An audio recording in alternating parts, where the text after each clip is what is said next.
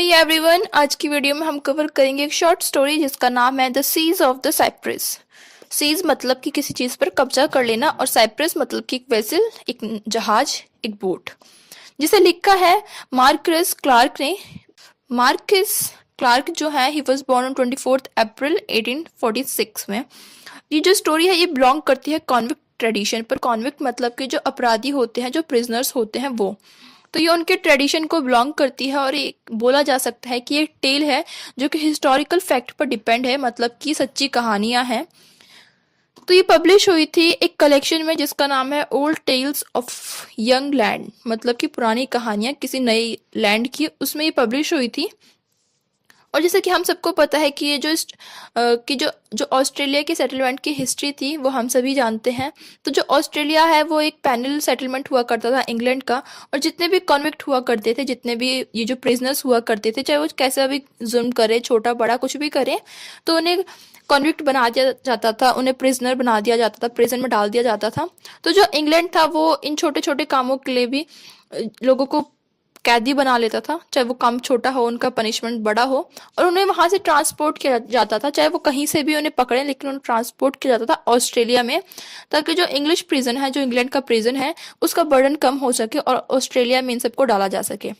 तो ये जो सिस्टम था ये स्टॉप हो गया था न्यू साउथ वेल्स में 1840s के टाइम पर, और 1850s के टाइम पर भी अदर स्टेट्स में भी। लेकिन जो मार्कस है उन्होंने ये सब नहीं देखा था कभी भी, लेकिन फिर भी इनका जो वर्क है ये बहुत अच्छे से इस चीज़ से डील करता है, और फिर भी इनकी जो स्टोरी है बिल्कुल ऐसा डिस्क्रिप्शन देती है कि जैसे इन्होंने ये सब चीज़ें खुद फेस करी हैं। ये एक नॉवेलिस्ट भी थे और इन्होंने बहुत सारी शॉर्ट स्टोरीज भी लिखी हैं। इनकी जो नॉवल है हिज नेचुरल लाइफ, वो भी कॉन्विक्ट की लाइफ के ही बारे में है, कि जो प्रिजनर्स हैं उनकी लाइफ के बारे में। इनकी कुछ शॉर्ट स्टोरीज कलेक्शन भी हैं, जैसे कि द लेडी ऑफ लेक है, ये इनकी स्टोरी है, और the tale of a young land जो कि जिसमें ये पब्लिश हुई थी, the siege of the Cyprus. तो जो स्टोरी है वो मीडिया रेस से स्टार्ट होती है। मीडिया रेस मतलब कि कहानी बीच से स्टार्ट होगी, उसके बाद फ्लैशबैक जाएगा, जैसे कि मिल्टन ने पैराडाइज लॉस्ट में स्टार्ट किया था। उन्होंने ही मीडिया रेस का जो टेक्निक है उसे स्टार्ट किया था। तो समरी स्टार्ट होती है वहीं से स्टोरी की। तो बोला गया है ऑन द 9th अगस्त 1829, मतलब कि 1829 की बात की जा रही है, और जो साइप्रस अ वेजल उसे सीज कर लिया गया। एक जो बोट थी, एक जो शिप थी, उसे सीज कर लिया गया, उस पर कब्जा कर लिया गया। ये जो ये जो साइप्रस थी, ये जो जहाज थी या फिर जो बोट थी, वो गवर्नमेंट ऑफ वैन डेमिन्स की थी, उनके लैंड की थी, जिसे यहाँ से हॉर्बर्ट टाउन है वहां से मार्कस हार्बर तक ले जाया जा रहा था। इसमें बहुत सारे कॉन्विक्ट्स थे, उनके बारे में है। तो स्टोरी है सीज के बारे में, मतलब कि शिप के ऊपर कब्जा किया जाएगा, और ये बताती है 31 प्रिजनर्स के बारे में जो बोट पर होते हैं। यहाँ पर 31 प्रिजनर्स हैं और 10 सोल्जर हैं और एक लेफ्टिनेंट है जो कि शिप पर हैं। अब जो कैप्टन है और जो सोल्जर है वो रिप्रेजेंट करते हैं अथॉरिटी फिगर को, और जो प्रिजनर्स है, जो कॉन्विक्ट हैं, जिन्होंने कुछ भी चुरा रखा है या फिर कोई भी उनका जो क्राइम है वो इनजस्टिस और क्रुएलिटी दिखाएंगे कि इनके साथ कैसा भेदभाव होता है या फिर इनके साथ कैसे ट्रीट किया जाता है। तो जो कॉन्विक्ट हैं वो सोचते हैं, वो अटेम्प्ट करते हैं एस्केप होने की, वहां से भाग जाने की, रैदर देन कि वो वहां पर रहें और क्रुएलिटी को फेस करें, इम्प्रिजनमेंट रहें या फिर टॉर्चर को सहें उस आइलैंड पे। यहाँ पर एक लाइन बोली गई है, treated like beast the man live the life of beast, all the atrocities that man could commit वो कमिटेड हियर। कि जो यहाँ पर जो लोग थे वो बीस्ट की तरीके से, मतलब कि जानवर की तरीके से ट्रीट किए जाते थे। ऐसे जो लोग हैं वो एक बीस्ट, एक जानवर की लाइफ जीते हैं वहां पर। एट्रोसिटी मतलब अत्याचार, तो जितने भी अत्याचार कोई इंसान कर सकता है वो सारे ही चीजें वहां पर कमिट की जाती हैं, वो सब कुछ वहां पर किया जाता है। तो ये दिखाता है वहां का स्टेटस, कि वहां पर लोगों को कैसे ट्रीट किया जा रहा है, कॉन्विक्ट्स को, उनकी जो कंडीशन है वो कैसी हो जाती है। ये जितने भी प्रिजनर्स हैं वो उस बोट पर हैं, और वहां पर ये कहानी एक पर्सन है जो सुना रहा है, जो कि एक एक्स कॉन्विक्ट है, उसे वहां के रूल्स के बारे में पता है, उसकी लाइफ के बारे में पता है। तो वो बाकी जो प्रिजनर्स आ रहे हैं उस बोट पर उनको उसकी कहानी सुनाता है, उनकी रियलिटी बताता है कि जो उनका फेट है, जो उनका फ्यूचर है वो कैसा होने वाला है वहां पर। तो वो उन्हें वहां पर हेल्स गेट के बारे में बताता है, जो कि हेल्स गेट मतलब कि जो मार्कस हार्बर का जो गेट है, वहां पर जो सेटलमेंट रखा गया है, वहाँ जो प्रिजन है उसको हेल्स गेट का नाम दिया गया है, कि वहाँ की जो लाइफ है वो हेल से भी बदतर है, इसीलिए उसे हेल का गेट बोला गया है। तो वो बताता है, जो पहला मैन है जो सब कुछ जानता है, तो वो अदर्स को बताता है वहाँ के टॉर्चर के बारे में, क्रुएलिटी के बारे में, कि लोगों को कैसे ट्रीट किया जाता है वहाँ पर। यहाँ तक कि कुछ लोग ऐसे होते हैं जो वहाँ पर खुद ही सुसाइड करने की सोचते हैं, कि सुसाइड बेटर है कि वो वहाँ पर जिंदा रहें।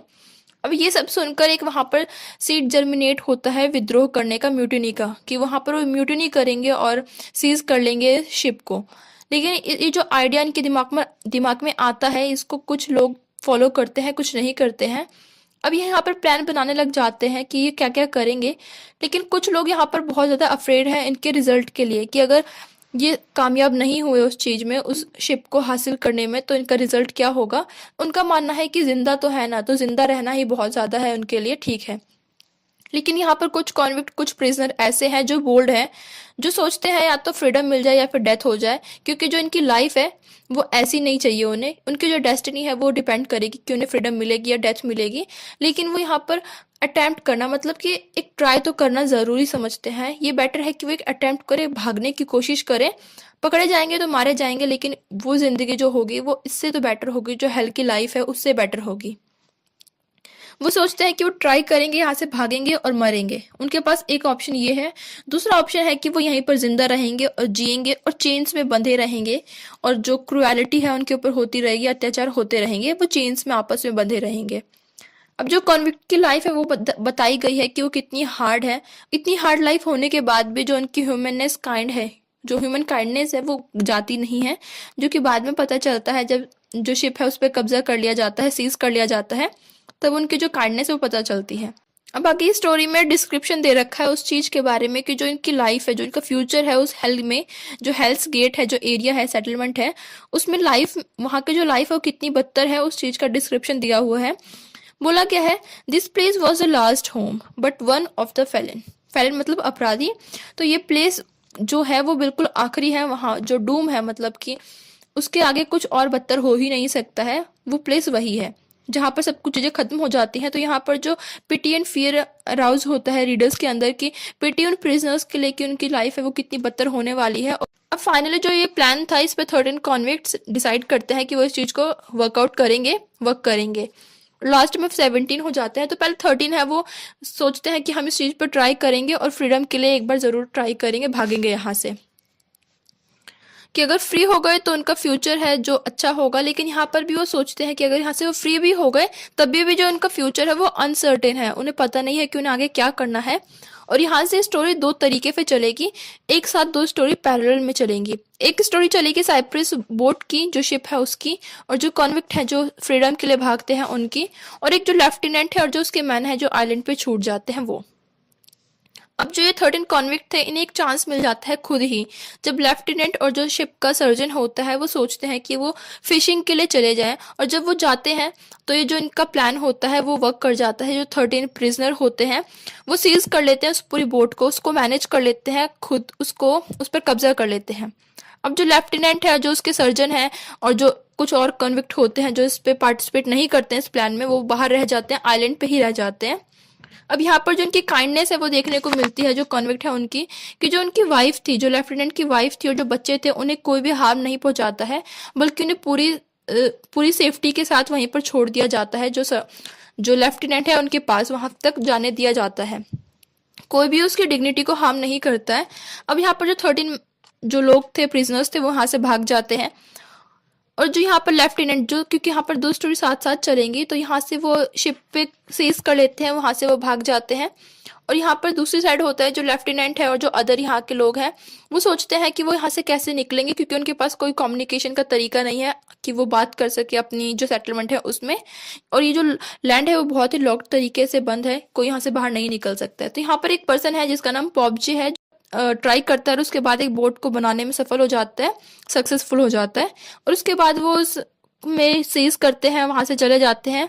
और उसके बाद ही यहाँ पर जो निकले थे, जो लोग निकले थे यहाँ से, कॉन्विक्ट निकले थे, भाग कर गए थे, उनकी स्टोरी है कि वहाँ पे वो खुद ही अपना पेशा देख लेते हैं। उनमें से 13 में से कोई जो है वो सेलर बन जाता है उसी बोट पर, कोई लेफ्टिनेंट बन जाता है, लेफ्टिनेंट की पोस्ट पे काम करने लग जाता है उसी बोट में।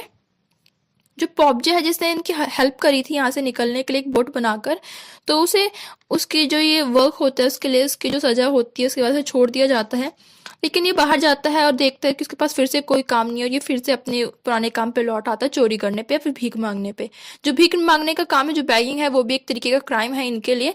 तो इसे फिर से पकड़ लिया जाता है और जेल में डाल दिया जाता है और लास्ट में फिर से इसकी डेथ हो जाती है। तो मेनली स्टोरी में बताया गया है कि जो इनकी लाइफ है, जो कॉन्विक्ट की लाइफ है, जो इनका सिस्टम था कि इन्हें लेके जाया जाता है सेटलमेंट में, और वहाँ की जो लाइफ है वो कितनी ज़्यादा बेकार है, बदतर है। और जो लोग हैं वो ट्राई करते हैं कि यहाँ से भाग जाएं ताकि जो उनकी लाइफ हो वो उन चेन्स से बेटर है कि वो बाहर जाकर मर जाएं। लेकिन वो सब फ्यूटाइल है, लास्ट में पकड़े जाते हैं और उन्हें मार दिया जाता है या फिर वो खुद ही उस हेलगेट में चले जाते हैं।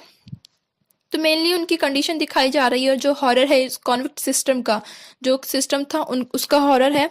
और ये एक ओरिजिनल फैक्ट पर बेस है, मतलब कि एक ट्रू फैक्ट पर बेस है। लेकिन जो क्लार है उन्होंने कभी भी देखा नहीं है, तो ये बोला जाएगा कि ये इनकी पूरी की पूरी इमेजिनेशन ही है। उस टाइम पे ये सिस्टम बंद कर दिया गया था, लेकिन था कि it was a thing of past, कि अब ऐसा नहीं होता था। लेकिन फिर भी जो डिस्क्रिप्शन है वो बहुत ज़्यादा तरीके से दे रखा है, हॉररिफिक है कि जो क्लार्क है उन्होंने सब चीज़ें खुद देखी हैं पर ऐसा था नहीं, और उसके साथ स्टोरी यहाँ पर ख़त्म हो जाती है। आई रियली होप कि आपको स्टोरी पसंद आई होगी एंड वीडियो पसंद आई होगी। And if you like the video then make sure that you hit the like button and do subscribe my channel.